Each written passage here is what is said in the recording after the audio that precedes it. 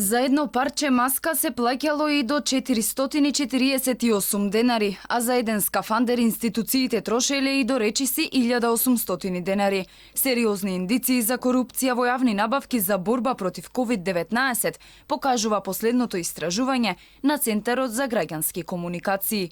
Во првите 6 месеци од корона кризата државава за итни јавни набавки потрошила 6,7 милиони евра. Скоро половина од сите тендери ги добиле само 5 фирми, иако конкуренцијата била многу поголема. За 68% од склучените договори, фирмите ја прекршиле законската обврска да го објават договорот во предвидениот рок од 10 дена. Големи разлики во цените од институција до институција има кај сите производи што се набавуваа во кризата: маски, ракавици и скафандери.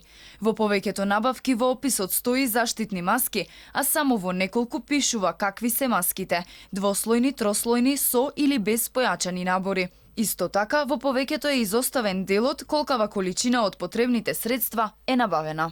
Кај маските, освен големите разлики во цените во зависност од видот на маската, големи разлики има и кај цените на маските од ист вид. Институциите купувале 16 различни видови маски. Значаен дел од институциите не ги наведуваат во договорите ниту договорените количини, ниту во договорените поединечни цени, со што практично го оневозможуваат увидот во суштинските делови од тендерите.